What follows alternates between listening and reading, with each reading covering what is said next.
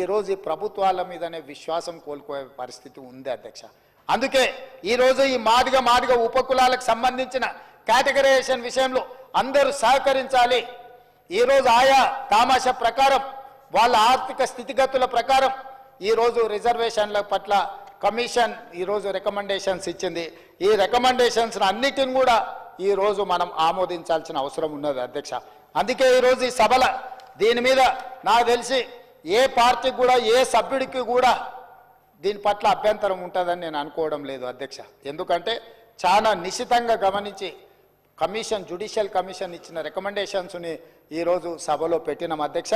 అందుకే ఈరోజు మనం దేశంలోనే ఈ విషయంలో ఆదర్శంగా నిలబడదలుచుకున్నాం.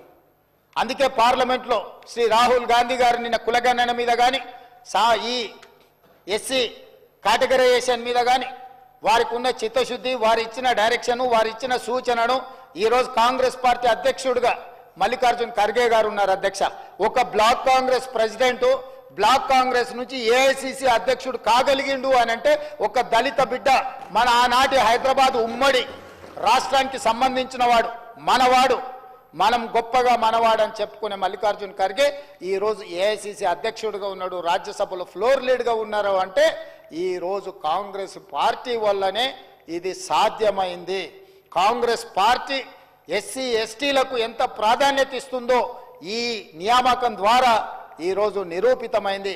అందుకే మల్లికార్జున్ ఖర్గే గారి నేతృత్వంలో నడుస్తున్న ఈ పార్టీ లోక్సభలో లీడర్ ఆఫ్ అపోజిషన్గా ఉన్న రాహుల్ గాంధీ గారి డైరెక్షన్లో ఈరోజు మా పార్టీ, మా మంత్రివర్గం అందరం పనిచేస్తున్నాం. మంత్రివర్గ సభా నాయకుడిగా ఈరోజు ఇది తూచా తప్పకుండా అమలు చేస్తాం.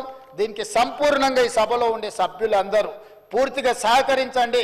ఇలాంటి సామాజిక సమస్య ఎన్నో రోజులు జటిలంగా మారిన సమస్యను పరిష్కరించడానికి ఈ సభ మొత్తం సహకరించుకొని ముందుకు వెళ్తే మిగతా రాష్ట్రాలకు మనము ఆదర్శంగా నిలబడే అవకాశం ఉంటుంది. ఒకనాడు ఇదే సభలో నేను, సండ్ర వెంకట వీరయ్య గారు, సంపత్ కుమార్ గారు అడ్జర్న్మెంట్ మోషన్ ఇస్తే ఆనాటి సభానాయకులు, ఆనాటి ప్రభుత్వం మమ్మల్ని సభల నుంచి బహిష్కరించింది. కానీ ఈనాడు ఈ సభలో మాదిగ ఉపకులాల వర్గీకరణ కోసం అడ్జర్న్మెంట్ మోషన్ ఇస్తే సభలో నుంచి బహిష్కరించబడ్డ నేను ఈరోజు సభానాయకుడిగా ఇక్కడ ఉండి దీన్ని అమలు చేయడానికి ప్రతిపాదనలు ప్రవేశపెట్టడం అంటే రాజకీయము, ప్రజాస్వామ్యము, డాక్టర్ బాబాసాహెబ్ అంబేద్కర్ గారు మనకిచ్చిన రాజ్యాంగం ఎంత గొప్పదో ఈరోజు మనం అర్థం చేసుకోవచ్చు అధ్యక్ష. అందుకే డాక్టర్ బాబాసాహెబ్ అంబేద్కర్ స్ఫూర్తిగా రంగుల గోడలు, అద్దాల మేడలు అభివృద్ధి కాదు, నిజమైన పేదవాడికి, చివరి వాడికి సంక్షేమ పథకాలు చేరినప్పుడే, ప్రభుత్వం యొక్క విధి విధానాలు అందినప్పుడే అభివృద్ధి జరిగినట్టు అని డాక్టర్ బాబాసాహెబ్ అంబేద్కర్ గారు ఏదైతే చెప్పినరో ఆ స్ఫూర్తితో మా ప్రభుత్వం ముందుకు వెళ్తుంది.